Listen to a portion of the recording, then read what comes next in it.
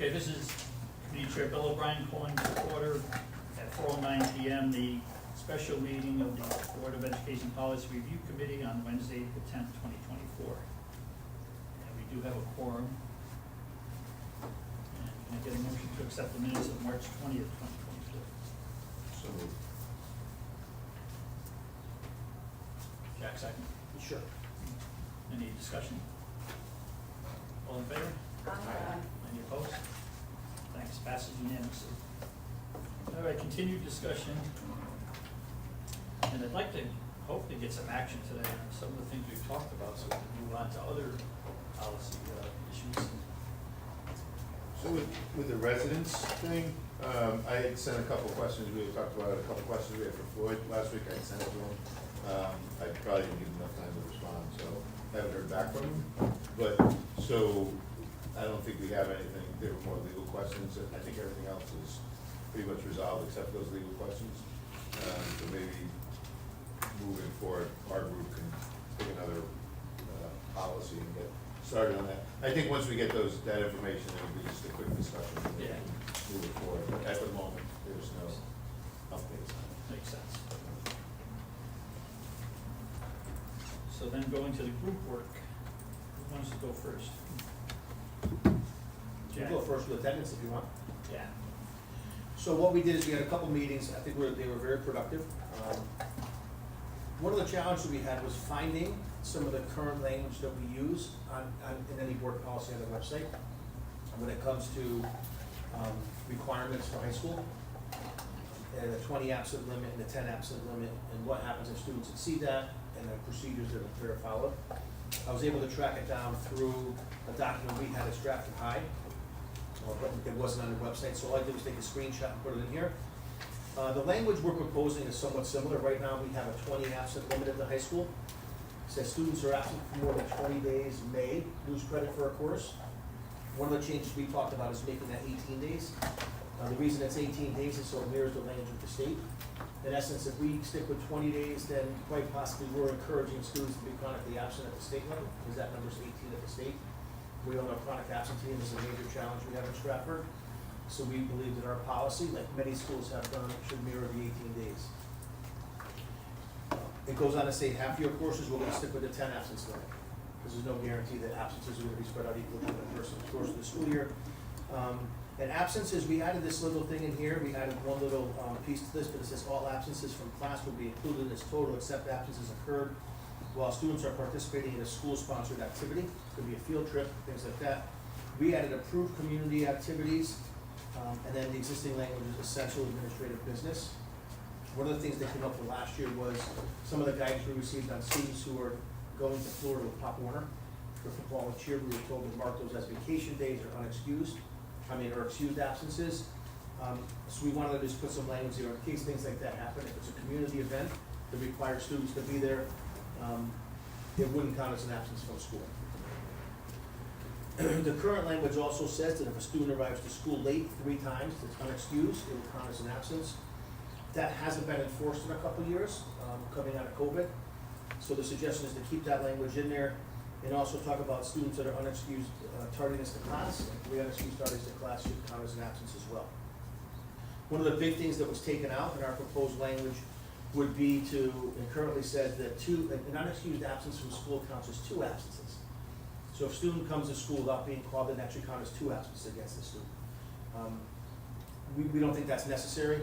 A lot of times, just it's a situation, whether you get called out of school or don't not get called out of school, it's a parental concern sometimes, or it's a parental issue. So the student should be punished twice for that.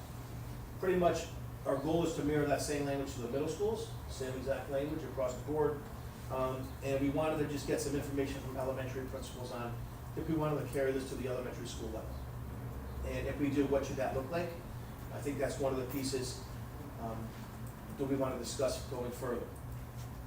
Under the appeals process, and this language is pretty much exactly the same, we just added that it should include the school-based attendance committee and any appeals, but a student has a right to appeal this within 5 days if the parent or they choose to do so. So if a student's met with, and Heather's been through this process before, And we said, you know what, you have 21 absences, you receive letters at, 3, 6, 9, whatever. At this point, we may withhold credit from you. If they want to appeal that, they have to do it within 5 days. It starts at the school level. If they're not happy with that decision that team makes, it currently says they can appeal to the superintendent. If they're not happy with that, then they can appeal to the Board of Education. We're not sold that the appeal process should go to the superintendent or the Board of Education, but we're certainly willing to keep that if you guys believe that should be in there. Let that marinate a little bit. Some of the things that came up were temporary withdrawal for vacations. Some schools, that seems more at the elementary level, withdraw kids from their school to go on an extended vacation, and then they re-enroll them when they return, so it doesn't count against attendance, but I don't know if that's a common practice at all schools. Is there a set number of days for that? Should that be approved by the principal or superintendent, or a form filled out? We also talked about adding language for what constitutes a full day of school, which according to the state is 50% attendance. So for any school-related activity, if you want to go to prom, you have to be in school for half a day. And if you want to get credit for being in school attendance-wise, it's half a day. One of the other things at the high school level we talked about, and this is as a result of our work with the Bar Foundation, when we're in the Berkshires, is we would like to add an FA code in Power School, a failure due to absence, and if a student has a failure due to absence, which is a temporary code, almost like an incomplete, they can't do any, they're kind of banned from any extracurricular activities until they make up the time to get that absence. The failure A removed into the grade 8 earned restore. That only comes into play if students passing a class, but their absences could prevent them, or will prevent them from losing credit. I like the restorative nature of that. Yeah, the goal is always, Heather, and restorative, there's a lot of meanings to it, but we want kids to recognize that their attendance is hindering them in being successful. So we want to work to make sure that they can achieve that success. And oftentimes having a tangible goal right in front of them helps that. So in gaining the skill, right? Yeah. Coming to school is a social and emotional skill. And so if you're holding them accountable to make up that time or to earn that because they have a passing grade, then you're helping to reinforce and teach that social and emotional skill. So, I do like that part. My question about, your question about whether or not superintendent and board should be a part of it, I would ask, did your subcommittee look at other districts and see if superintendents and boards are included in any other districts? We also have a contract with CAVE. Have you thought about reaching out to CAVE to see if they have, any other? We followed from CAVE. We actually, so CAVE does include the board and the superintendent, because we took it off from CAVE. Well, that's the existing language. Yeah. But what we found is that every district has Difference. pretty much the language that CAVE has now, Yes. in the state language on the attendance policy. Where they differ is the kind of the application of that. And, to an extent, my experience has been that parents always want a place to appeal, right? Yeah. So, maybe you think about the compromise being not the superintendent and then to the board, but just one other place. Because they may not like what you have to think, right? And they may have a personal opinion about what you think of them. And so, where do they go if they need someone else to give that opinion?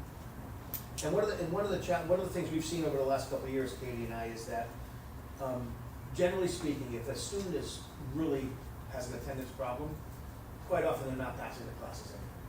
But occasionally, a student may exceed the number of absences and be passing a course. Another thing that's kind of happened with our policy recently is we focused on unexcused absences, because there's no delineation in there. We started doing that during COVID when it was a mandatory 10-day isolation. What was it called again? Not isolation. Oh my God. I hear it. Oh, for Quarantine? COVID? Yeah. It wasn't isolation. Isolation. So they would say, okay, you were all in a room together, and you were all next to Heather. Heather had COVID. All of you have to go home for 10 days. Yeah. So we said, okay, if that happens twice, we can't start withholding credit. So we started looking at the unexcused absences, and that was kind of excused because they were being told to do so. So just cleaning up some of the language and kind of extending to the elementary schools. As we know, attendance is a learned behavior, and if a student is generally chronically absent through elementary school, it's going to happen through middle school and then through high school. So trying to catch that earlier. We just need some advice from the elementary experts to make sure we try to word that the right way. I do like the idea though, it doesn't happen often, but on the elementary level, we often get kids who will leave the country and they are gone for an important amount of time. In fact, I've seen it more this year than I've seen it ever, like I have with family idea of the disenrollment, that language being put in there. So that's the thing that comes to my mind. And then a lot of times when students are out on the elementary level, a lot of it is parent initiated. For whatever reason, it was hard to report around that. I mean, you know, the sickness, a lot of it is vacation time. But a lot of it is just parents deciding to keep Johnny home because one sibling is sick or one sibling has to stay home, therefore the other one's just gonna stay home with the other sibling. So we get a lot of that too. And that's some of the challenge, because we look at the state language, they say the first 9 absences for every student during the course of the school year are excused. You don't need any reason why.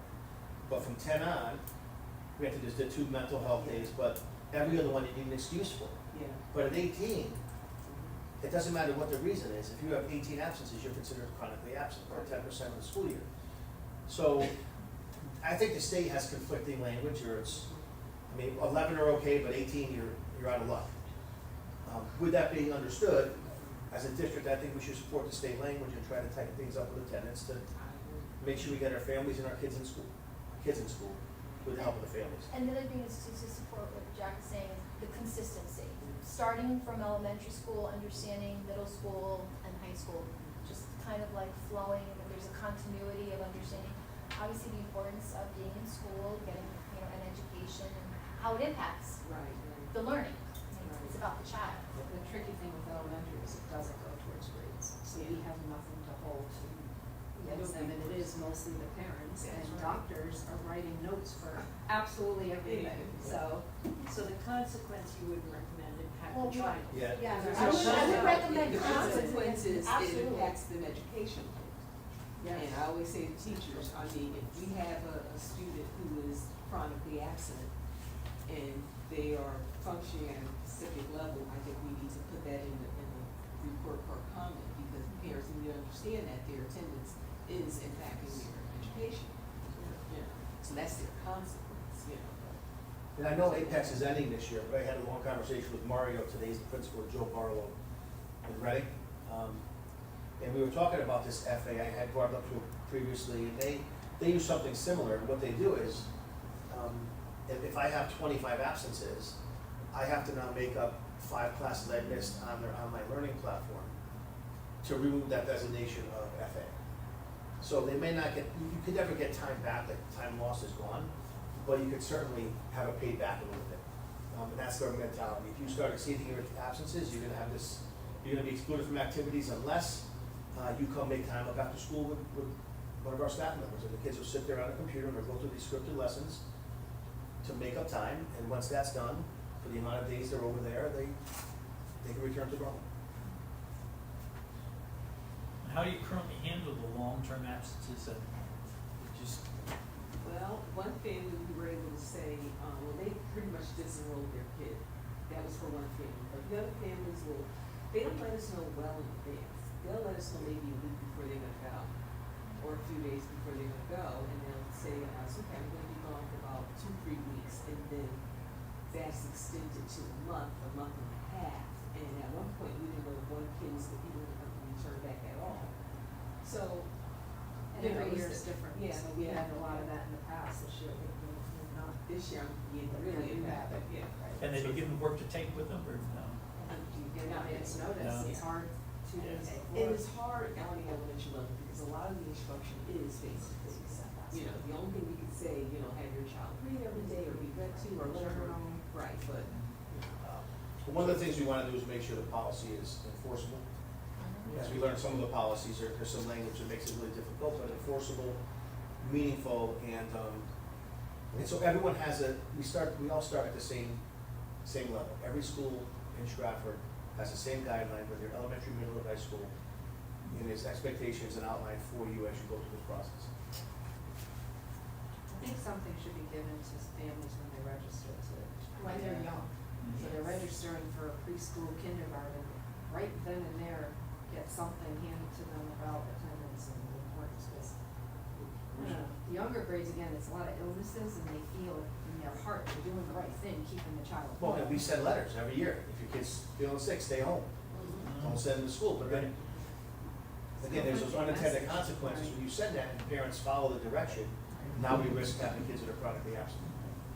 But should we, as a district then develop, I know they send out the district news, as a regular part of that, have a PSA that talks about attendance and the importance and, you know, It doesn't. the grades and you need to be in school and, you know, whatever, but start to make that part of a regular message instead of a, you know. I think it's always important to be part of a message. The one thing I caution against, and this is, you know, for Heather and Teresa, I think the more you add to, you know, the newsletters and everything else, The more they ignore It's it. too much. the more they get. I would love to know how many people, I mean, I read through it, right? I wanna know how many people, like, we used to use an online platform for our newsletters, and it would say, okay, 412 people open this for an average of 32 seconds. So you get details on it, and it's really interesting to know how, so people open it and then they close it, and how many, do they really read the whole thing? But there's other ways too, you know, you have your Title I nights, right?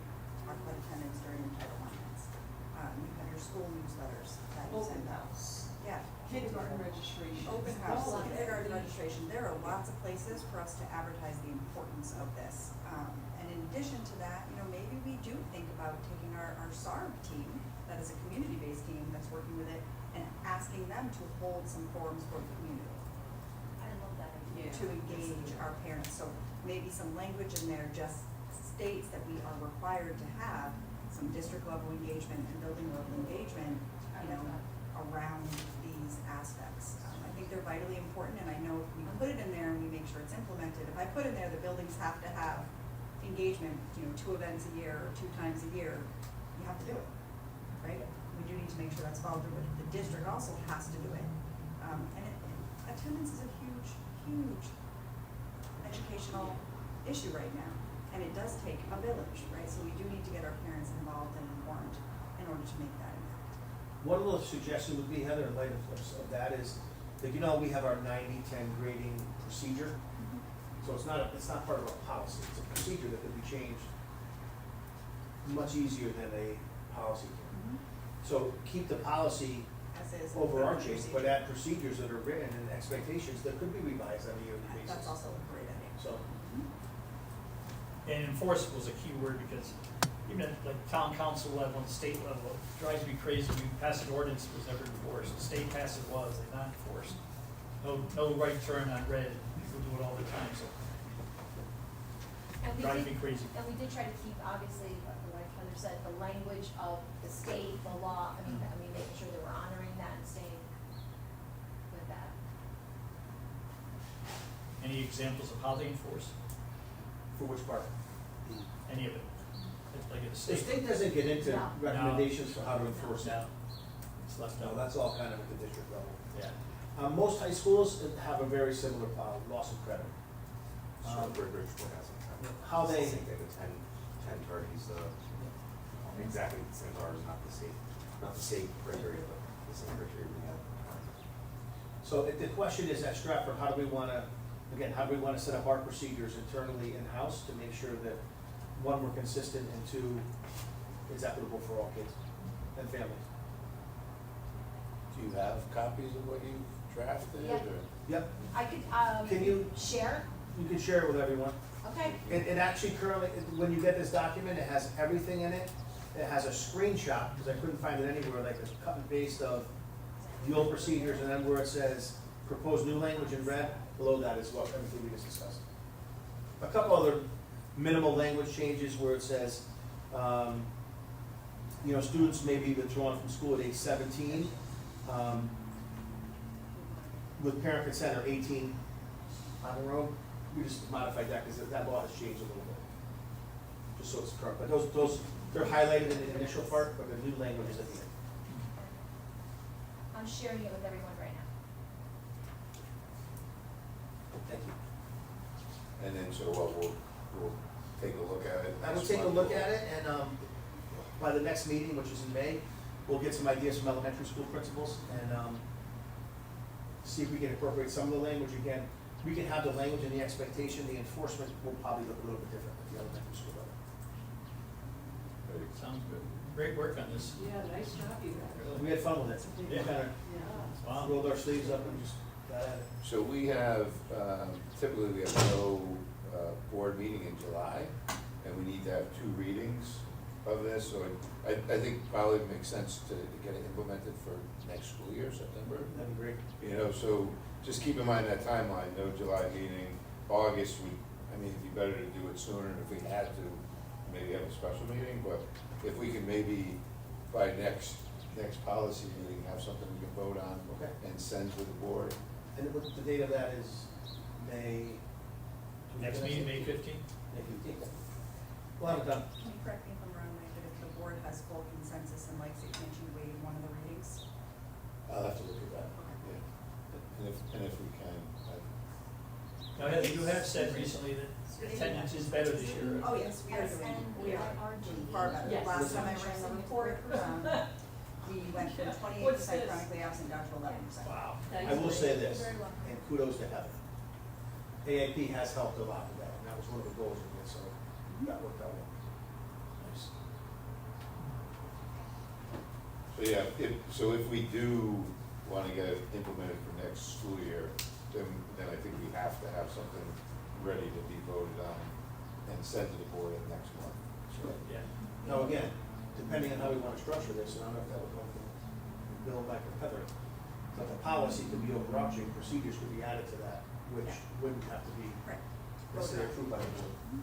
Yeah, the policy has to be approved by the board, procedures you guys can add as a committee, because those are not policy, they're just addendums. Right, Teresa, am I correct in saying that? Policy is voted on by the board. Procedures are added. Administration, regulations are usually administrative. And we can do it by grade, at elementary, middle, high So school. our goal is to have, by the 15th, we should have a document that you do a final read and vote on it with a couple edits if necessary. And then I'll make sure I get residency as well, so we can move that forward too. Okay, good plan. Want to go on to the food service, Carla? Well, I know the last time we talked, we were gonna take a look at what other districts are doing. I know Susie's work in that area. I looked at one district, and honestly, I didn't get a whole lot. You don't get a whole lot at all. In fact, I looked at, I don't know, Dayton district, but they didn't have anything. I didn't see anything, didn't say the food charging. So, Yeah, I looked at a number of, state of Connecticut Board of Eds and their policy regarding this matter. And, they're so outdated, it's amazing. And that state memo regarding this issue came out in 2022. So there was only actually one that I found, Collin Public Schools was approved in June 2023. So they are incorporating all the, you can't, no shaming, you can't delay, refuse to serve meals, you can't give a special option, you can't take any disciplinary action against a student. However, when they identify delinquent debt, meaning unpaid meal charges, they're doing pretty much what I've heard Carla and Diana do, which is write to the parents, communicate with parents, give them local options, and not much else. The Westport board though, theirs was very short, but it said, the school food authority is encouraged to consider whether the benefits of potential collections outweigh the costs, which would be encouraged to achieve those collections. Money owed because of unpaid meal charges shall be considered delinquent debt, and because they weren't able to be collected, and after reasonable attempts are made to collect the delinquent debt, it is determined that further collection efforts are useless or too costly, and then the debt is reclassified as bad debt. That's Westport. Well, something that came out in the paper this week last week was about Hamden. And so, Hamden's starting, March 18th, Hampton Public School Systems give free lunches to roughly 5,200 students, including those who are not eligible for free or reduced. You know that one? I live in Hampton, I brought this up last time, they Oh, did a good. grant, they applied That's for a what my grant. question is. It was a grant, It says the opportunity to provide these free meals comes from the state yeah. Department of Education paid lunch equity allowance. The mandate allows districts to use excess funds in their nonprofit school food service accounts to offer meals at no cost to students not eligible Uh-huh. for free or reduced pricing during the 23-24 school year. So, we don't have that, Mr. Eckert? I believe you had to fill out, you had to fill out a grant. There are other districts that have done that. For example, I know Derby did that, I know Hamden did that, I don't know about other districts. There was a grant that you needed to fill out, and that students were given an opportunity to get free lunch.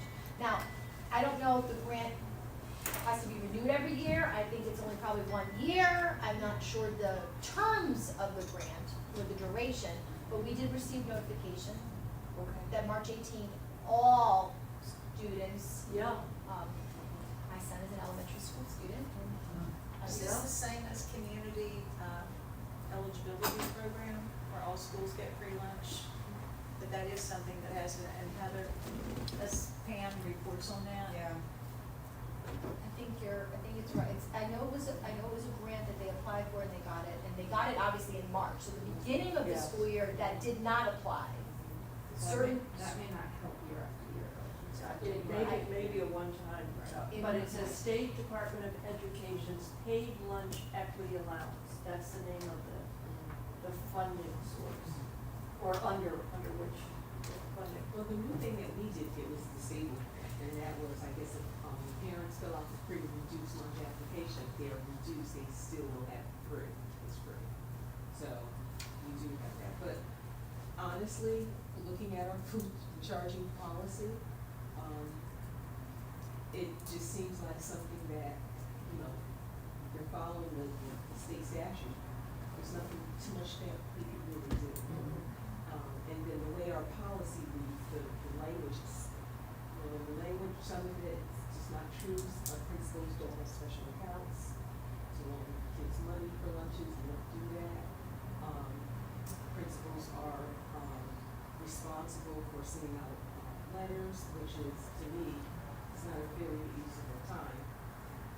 But that's the kind of language I would like to see change in that. But in terms of, it's not our goal we never want to deny that every child should, but it's hard to really force and to get families, to be able to. So the idea I think the idea for this one is, the policy has to be edited and revised, but not in a way that's gonna help us recoup the funds. Right. Because the way it's written now, and it was adopted in 2023, it crosses against the state statute, so. The other thing is we wanted to have the opportunity to talk to PM, because in going through the Sodexo contract, it was certainly ambiguous about who had what responsibility. Jack, you gave the example, Sodexo will give the food and charge it, and then you're the accountant on the other end, or the bill collector. That is a conversation you have to have with Pam. Yeah. I was not able to reach out to her.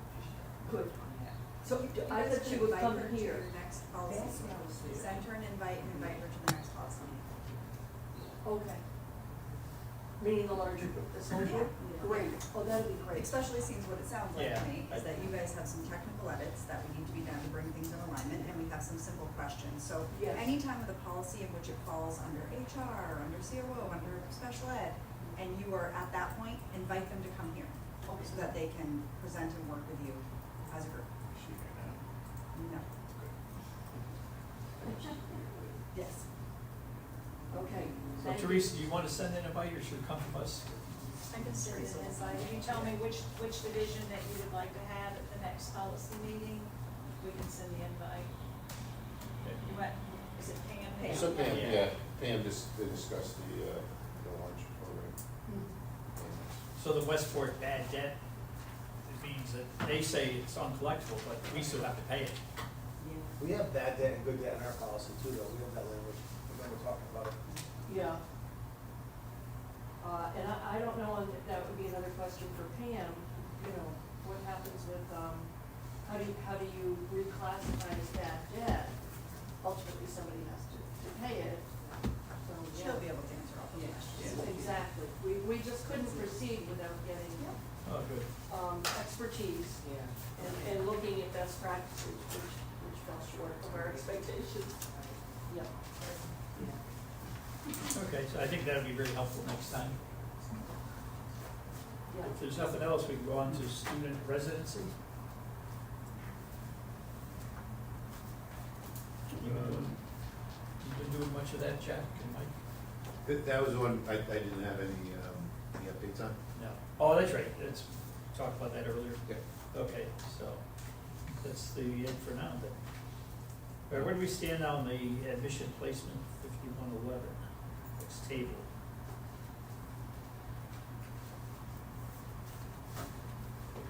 That's fine, I think you wanted some more information from Heather for like admission and placement when they come in. What kind of information were you looking for? I think the admission and placement is the schools, how we, process that we do for the schools, and also, I don't know if it includes the waiver process. Yeah, we worked on the language, we talked about the language, about enrollment, but I always wonder. I always talk too much. Do we table that policy until we have, Until SLAM. can until release it. SLAM, yeah, until Yeah. SLAM can do their work, because it could, That you'll just Change get back to the everything. table and read. Yeah, so we can just leave it tabled then? Yep. Maybe we just, where it says table, make a note, waiting on SLAM presentation. The Just only so- thing I will ask is if you guys do have things you need from me or questions, because I need it in writing now. So if someone has to send me an email and say, Heather, we need these answers, my memory's not with this one. That's right, I think you weren't able to commit. I wasn't here last time, Yeah, so. Right. Okay, now we're at open discussion, anything to discuss? I mean, is there some other policy we want to start looking at? Or we want to wait till these are all cleared up? Can I go Yeah, go ahead. I just wanna make sure the committee knows and is aware, that we did pay Kate to review any policies or groups, right? Teresa, am I correct in saying this? So if you guys have like a whole subgroup, the 3,000s or whatever, that you just want some general feedback on and maybe not to do your subcommittees, let's make sure we get that over to Kate because we paid for that service and for their ability to give us any feedback. It doesn't mean you have to accept their feedback, right, but they can give you some feedback We on. can get the service. samples from them, like unique sample policies to look at. Yeah, so you could look at like larger subgroups and they Right. can do an audit of that whole subgroup for you and send you back stuff. That's a great resource. At some Yeah. point, didn't we get a chart, that they kind of went through some of the policies? They went through one section of it. I have some sections that I can give everyone where they've gone through, I gave you bylaws that one day where that chart was in the Yeah. front, that's Yeah. what they did. Okay. So I'll look at what else we have and then share with everybody. I thought there was one with policy where they said most of them were. It'll say written as appropriate, or it'll, recommend a new policy or, revise it. And most of their, I'm guessing most of the recommendations are just based on state statute, not necessarily based on the needs of Stratford. And not the needs of Stratford, which is why, you can do that and they can give you some general things, and if they're saying you may need some edits or updates, you may wanna look why, right? And we may take a different approach and not use our wording, but at least you can have an entire section quickly audited for you to do it. It seems to be a great resource, Yeah. and at least have we paid for it, so. We did. So then my only other, it seems like we're all kind of winding down on our first assignments, and I know Jack and Diane, you guys are in our group, is there somewhere you guys wanna go next? I know you'd originally sent out your, Yeah, Bill, do you have the list of so the homework and grading. Oh, the, is that- Of all the, ranks group the, is the here. ranking? Yeah. it's a Keep policy. that up. We should look at the next Yeah, one. look at the Priorities. Yeah, They're both, That's another one, I think, what's written and what's happening are very different. so then Diane, for the homework and grading, That's I maybe, know that's been talked about at town halls from parents. Yeah. It's something that I think all the schools are doing something different. okay? Well, should we, maybe that's something we should jump into next, Yes, when we were at a town hall, every town hall, we've had at least one parent share, read the policy verbatim, and then say, this isn't happening at my school. So, it's a homework policy, so we have our homework policy, and, which is parents something. are, it is, it probably doesn't need to be. so do you know the number for that? 6154? 6154? Yeah, it is 615, This is my notes. good job. Wow. Well, they don't, So then Marina, Jack, and Jess and Carla, Chris, and Sue, and their new, Homework, Our new homework. Well, I'll dig out the rankings I got, I don't have it with me. Oh, okay. I'll let you know. Well, Maybe I'll assign it to you. Yeah, I was gonna say, you're welcome to assign it to us.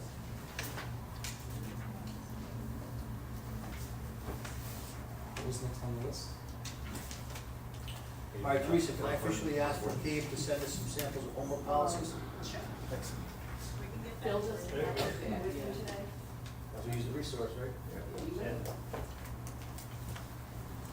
Well, why don't we just say Bill will assign us, we'll send us, we'll assign us this week. We'll assign you your a new- homework. Yeah.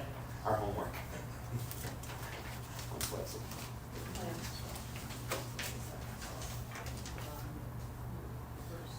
So like a perfect example is appendix 1, and in that homework and grading policy is the parental resource website. If you wanna change that, now you have to go through for policy reviews, if that's under just a additional information or a procedural page, you can update that every year and not worry about it. So we're on that next? That'll be fine. Yeah, that was, yeah. So that, the homework would be you, Jack, me, and Bill. yeah, That was our original group. yeah.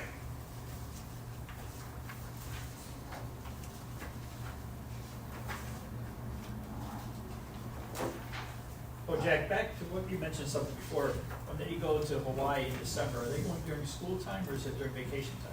No, it's your school. So that should For be the an Part example. Day parade, so that's an example of like a, well, that would be a school-related activity, Right, so that's excused absence. right. But again, it still counts towards 20 absences, or 18 absences. Which, by the state, which is where this gets a little tricky. The state doesn't defer, it differentiate if it's if they look at the total, they don't look at the reason why necessarily. Sometimes you wish the state and the school district would have more conversations on things like this. Yeah, But right. there's a lot of things that could fall into that comment. Right, that's for sure. Well, So some of those conversations, and one of the things we've started on the board is that the state legislators come up. If any of you guys, and so they come, we'll give a report, we have a question and answer, but if any of you guys have questions that you want us to ask the state legislators, send them over to either myself or Bill, and we'll make sure we get them, ask them on the record, follow up with them. And right now, neither of them are on the education committee, but they're both doing research for us, like, Yeah. on the board, so they're coming ready to answer, help us out. So, Yeah. Yeah, so we've got 5 legislators in Stratford, so between our senator and four reps. Or to, yeah, to show. Yeah, yeah. I was gonna invite the other two, which I haven't done yet, but yeah. and Joe and Laura have been pretty consistent about attending if they can. All right, if there's nothing else, as we said, next meeting is May 15th, and we'll get you out of here by 5 o'clock. Thank you, everyone. A motion, Motion to adjourn. second by Chris. All in favor? Aye. Thanks, good meeting, everybody. See you guys in the. Soon.